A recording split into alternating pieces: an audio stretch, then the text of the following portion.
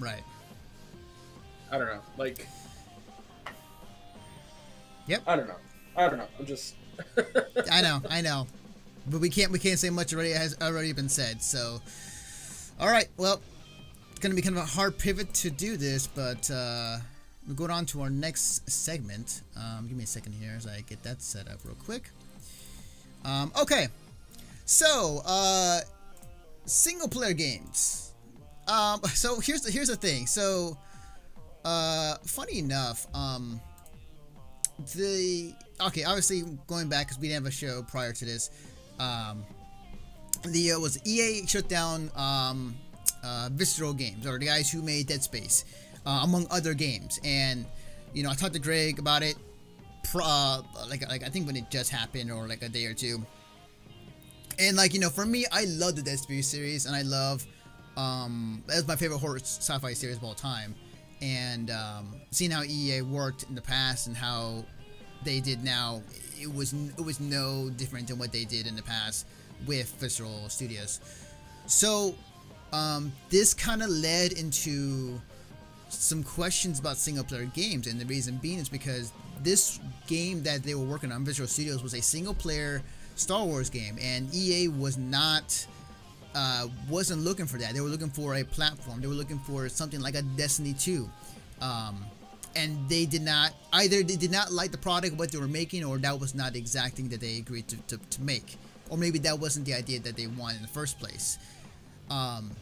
So this didn't lead to questions as far as like, if EA shuts down a game that was a single player Star Wars game that Amy Hennig was also helping make, which came from one of the biggest single player games to date on the Uncharted series, and how well that sold. It raised questions for us, like, what does this mean for other single player games in the industry? Is it becoming a dying breed? Is this going to be something that's going to be maybe later down the road not even going to become a thing, and all games just be multiplayer or some connectivity to the internet? So it led to questions, and two things. One, I'll read this off of GameSpot.com. This is written by Eddie Mikuch. I'm sorry, Eddie, if you're watching this or hearing this. I cannot pronounce your last name. Single player games are not dead, but the economics are complicated, Xbox boss says. Xbox boss Shannon Loftus, who heads up Xbox publishing for first-party games, believes single-player only games aren't dead, but they do have questions to face around their economic viability.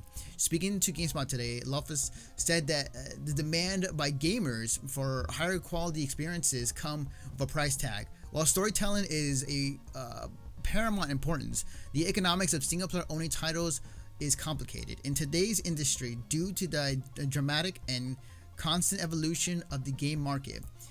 Quote, game development is in general about a couple things. It's about delivering an experience, and it's also about telling stories. Storytelling is a central to game development, as it ever has been, Loftus said. I'll put the link in as far as anybody else who wants to read it. And I'm just add one more to this real quick. This is off of GameIndustry.biz. This is titled Ex-Visceral Dev Calls Death of Single Player Fears Totally Absurd. This is written by James Batchelor. The demise of Visceral has prompted speculation that the AAA vein of linear single-player games could disappear, but one of the studio's former staffers has dismissed this notion. Zach Wilson, who served as a senior-level designer and worked on Battlefield Hardline, disagrees with the plethora of depth of single-player articles that have been spread throughout the game's media since Visceral shock closure last week. Quote, the assertion that single-player linear games are going to disappear is totally absurd, he says. EA might not be the company that carries that torch, but there are so many groups out there that are passionate about this kind of game that they won't go away. Personally, I like to see fewer games with higher quality across the board, which is probably what will happen. So with that all being said, as I post these links, Greg, what are your thoughts on all of this? I think it's absurd that people think that a studio being closed down right in the middle of development of a single-player game is somehow meaning the death of single-player games, as if EA has some kind of stronghold on what gets made and what doesn't get made. The internet is a perfect place to show people that you can absolutely be conspiracy theorists without directly being a conspiracy theorist. It's the economics of video games are very complicated, and we've discussed about why Dead Space is the way that it is in the past. You're showing Dead Space right now, so I'm going to talk about Dead Space for like a second. When Dead Space 1 had come out, it was a critical success. People absolutely adored it. But it did not make enough money. Regardless of what EA's like viewpoint on it was, it did not make enough money. And when I say it didn't make enough money, I'm not talking about EA going, well, we want more money than it, like, we want our money, like, more than which is what we paid into it, right? They want, right. Of course, they want a massive success to where they're making money and not just getting back what they made. They didn't. A simple number would say that if the game cost $100 million to make, but only 1 million people bought it at $60 a pop, that's not enough to pay back the $100 million that it cost to make it. I'm just ballpark numbers. I don't know the actual numbers. Point is that it did not make back what it cost to put into it, straight up. And but because of the critical success, EA was like, okay, you get a sequel. This is the same thing that movie companies do, where a movie will not make the money back that it costs to make, but if it has critical success and could potentially be an award-winning movie, then guess what? It goes into that category of getting a sequel, of getting, like a bunch of praise in different categories, and all the actors getting more work and stuff like that. The marketing outside of it is just as important as the marketing inside of it. And when Dead Space had come out, it was such a success in other places, not financially, but other places it was a success. So EA was like, okay, sure, you get a sequel. But when the sequel had the same outcome, that's when things changed. When the sequel came out and it had the exact same financial outcome as the first game, but did not have the exact same critical success, that's when EA was like, okay, people are going to want a third. So Visceral, you can make a third, but we have to change it. We've talked about how Visceral had a different plan for the third game prior to making the third game, but they had to go with the two-player route. They had to go with this different action-based type gameplay. And that was primarily because EA is like, look, you have to market this game to a wider audience if you're going to sell it. And as great as the storytellers at Visceral might be, if it's not selling, it's not selling, straight up. So what do you think of single player games? And as a whole, they're far from dead. They're far from dead. So a perfect example of like this year, 2017, had more single player games be successful than multiplayer games by a long shot. Yes. I'm playing one right now. The hot contention for game of the year is going to be between two single player games. Yeah. But there's a reason why there's a reason why the market will never get rid of single player games, because they are marketable. They're quite marketable. Mm-hmm. But have you ever questioned yourself, why does Bethesda keep re-releasing Skyrim? Oh, so that more people can play it. Then no. No. Really? That's not why they keep re-releasing it. They keep re-releasing it because it costs a fuck ton of money to make, and they're trying to make more money on top. Okay. Well, okay. That makes sense too. I was figuring that they want to put on everything so everybody can have a chance to play it. And in terms of like, some people may not have a previous console that might have not played it, or a PC that can run it. So like that was my random thinking, but that also works too.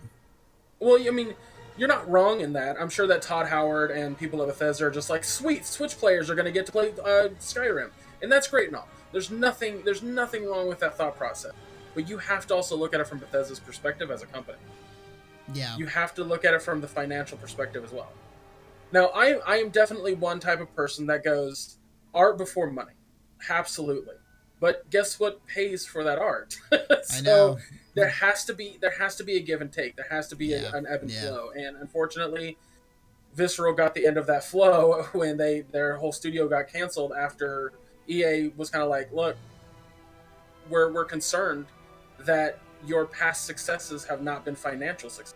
Yeah, and I agree. I think that's single player games dead thing. I think is absurd to say, because just again look at this year. 2017 has been like a fantastic year for single player games. Resident Evil 7, Persona 5, Nier Automata, Super Mario Odyssey, what was it, Wolfenstein 2 that just came out. Was Resident Evil 7 this year? I thought it was last year. Well, no, Resident Evil 7 was this year. It was beginning. Okay. It was in January. I know. Oh shit. Okay. Yeah, it's been a long year. It's been a long year already. It's been crazy amount of good single player games this year. So saying that the fact that it's dead because of a company closing from EA is absurd to say, and I definitely agree on that. It does question me a little bit as far as like if it like for its future, because I have a feeling that, as we see right now, and obviously the game industry works in trends. Obviously, right now people are a lot into making their game as a platform, making their games to where you can do various things in it rather than just play a single player game, so that they can update it, new content, and so on and so on. So I do wonder for the future of how single player games are going to be implemented into future games. Is it going to be where it's going to be like a Dead Space, where like they're going to put it in, but like with microtransactions? Oh, I think EA is going to start doing games that, if the company or somebody pitches them a single player game, it's going to be in the vein of Star Wars Battlefront 2 specifically, where it's like, okay, cool. Can you make a multiplayer game that people want to continue coming back and playing? But then that leads into the problem that was back, I want to say a couple years ago with that, where there were single player games that didn't need multiplayer added on, and people were outspoken then about that too. I don't disagree with you. I absolutely do not disagree with you. I think what I think needs to happen is EA needs to start asking two questions before asking the multiplayer question. The first one is, can you make the game on a lower budget?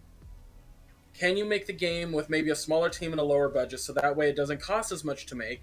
And can we do this with a 4-year development plan? Yeah. Now I say 4-year because within 4 years, it actually can cost less than if you do 2 years.